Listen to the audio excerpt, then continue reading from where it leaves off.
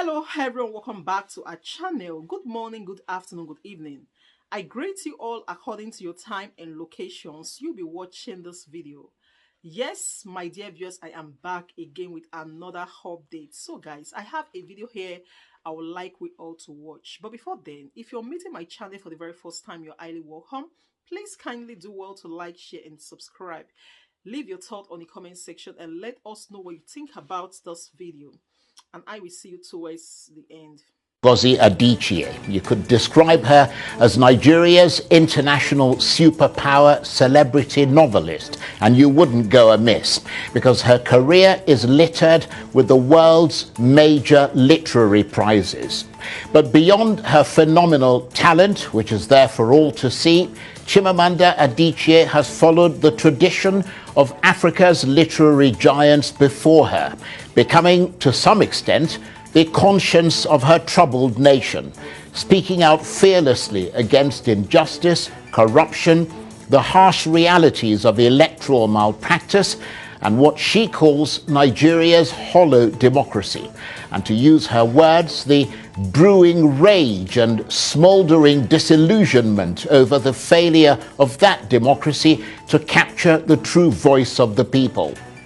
But as she tries to transform the narrative by writing an open letter to the US President Joe Biden, published in the Atlantic Daily, about, as she put it, the unacceptably and unforgivably flawed 2023 presidential election, how much is that chronicle resonating within and outside Nigeria? Arise Prime Time. I'm Charles Eniekulu. Now, my top guest today is the rousingly talented, award-winning writer Chimamanda Ngozi Adichie, who has etched her name in history as an international best-selling author, ranking with the best of them across Africa and the world.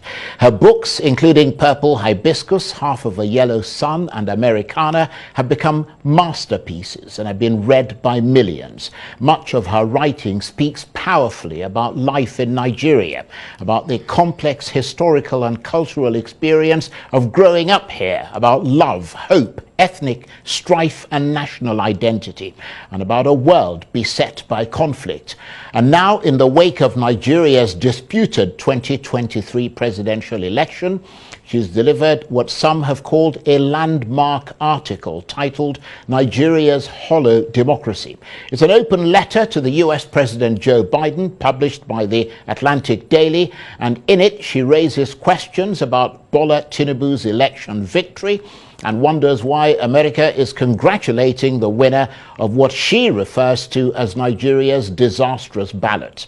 So, as you might have guessed, in the wake of that powerful scratch, she's been vilified by some and praised by others as a herald of truth. Well, for more about her verdict on Nigeria's presidential election, I'm suitably delighted to say that I'm joined now from our studios in Lagos by the critically acclaimed award-winning author Chimamanda Ngozi Adichie. Chimamanda, thank you very much indeed for joining us, and I apologize for the stress you had to go through getting to the studio. I understand it's pouring buckets in Lagos and there's the snarling up of traffic. So thank you very much for joining us. No, I should apologize. I should have left, knowing Lagos, of course, I should have left on time. So I should apologize. Well, the most important thing is that you're here. So let's get straight into it, because you called the 2023 presidential election a slap to the face of the Nigerian people and insults to the collective intelligence of Nigerians. Tell us why you see it that way. Well, I see that when I wrote that letter, because I think it's important to preserve the truth.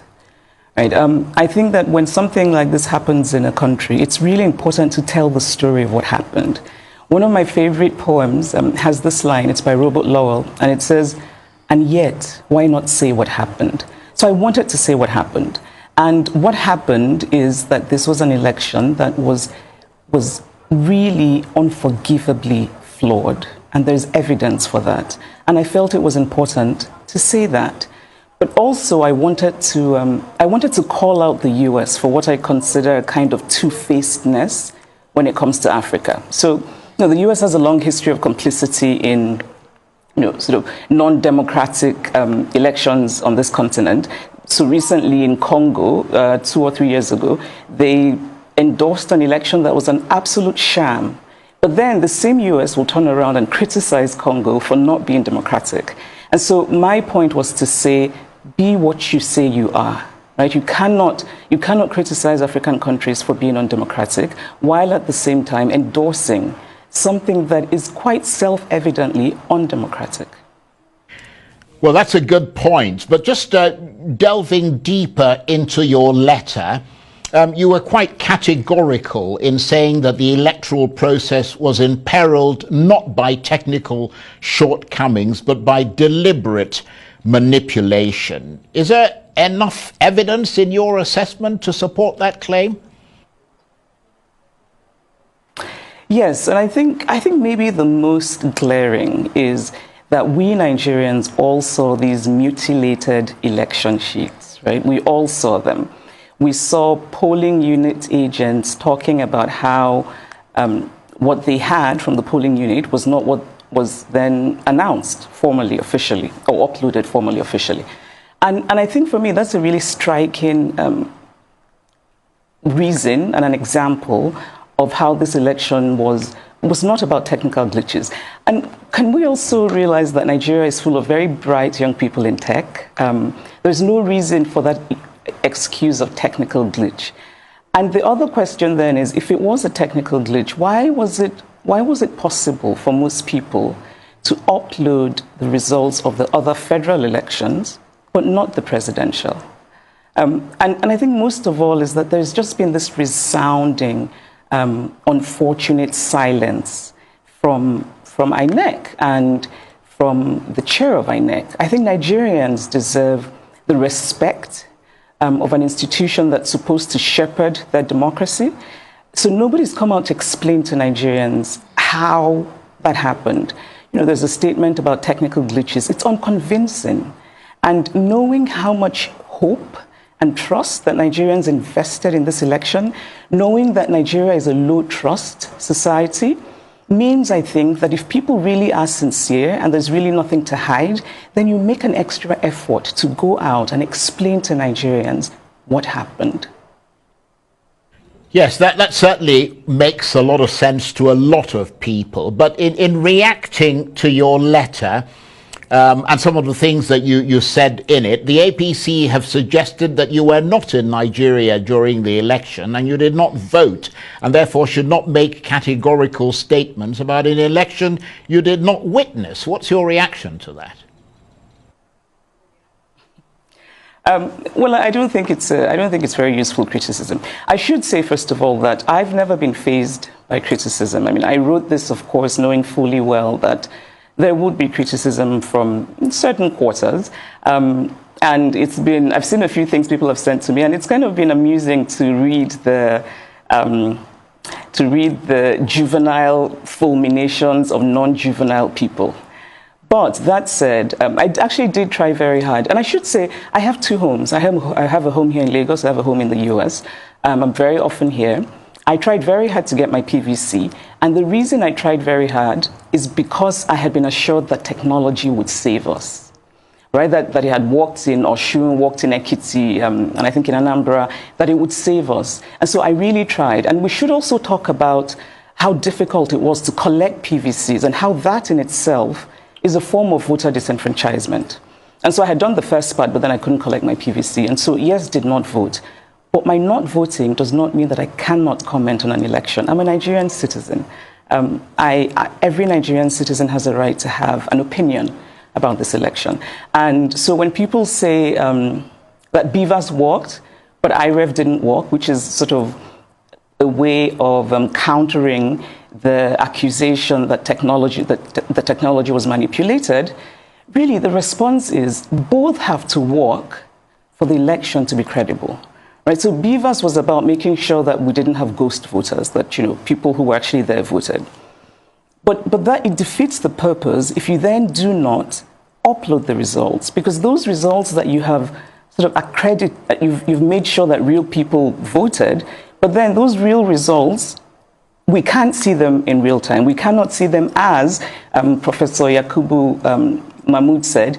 He said, and I'm going to quote because I've read this so many times, that the public would be able to view the polling unit results as soon as elections are finalized on election day.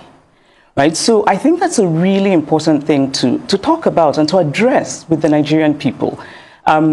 The Electoral Act says that INEC, gave INEC the legal backing to have electronic transmission of results, and did say in a format that INEC would decide. Right?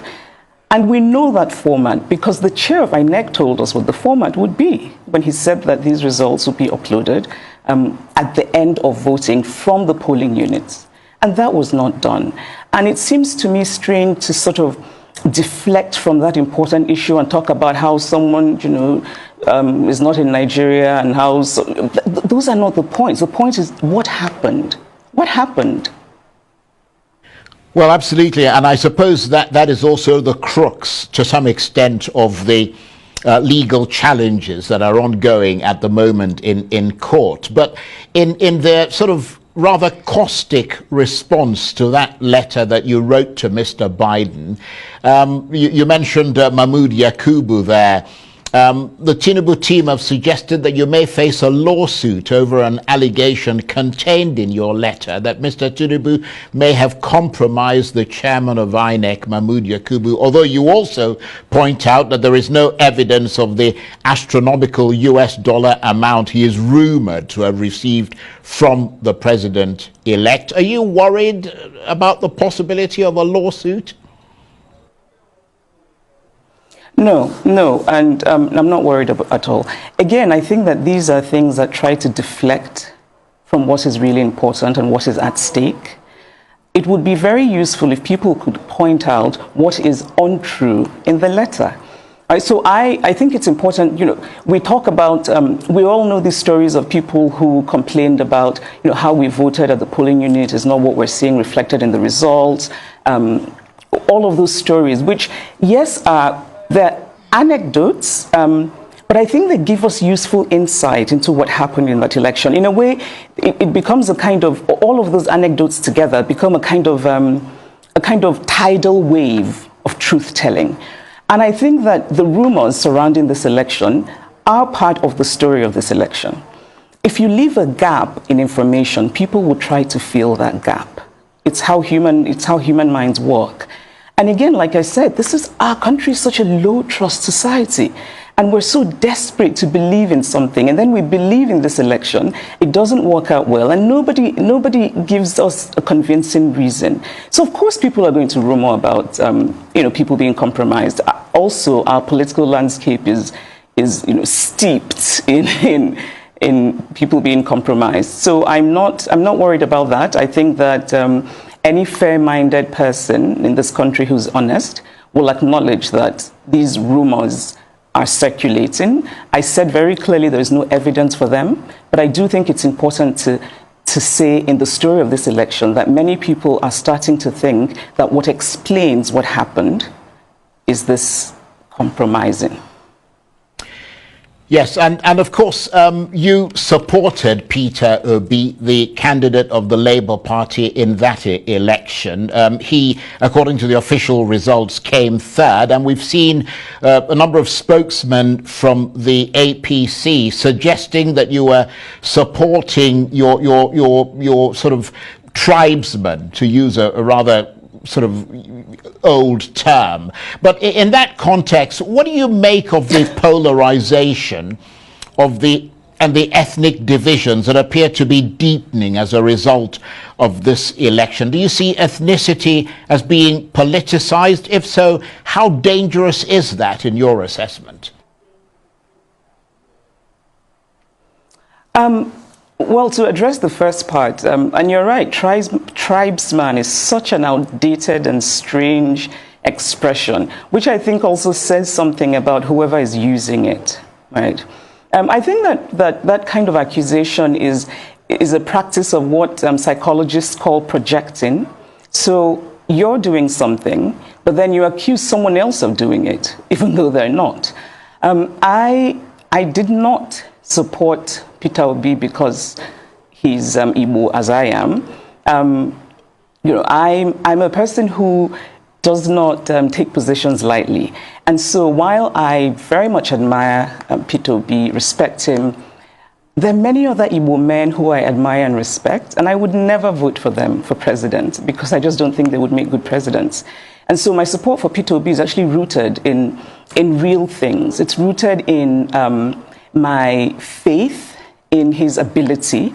And actually, I got to know him, I got to know Peter Obi years ago when he came to pay homage to my parents, because he had heard that my father was the first professor of statistics in Nigeria and that my mother had retired as the first female registrar of the University of Nigeria. And so this man just sort of arrived and said he wanted to pay homage. And I was very impressed by that because it showed me how much he values education.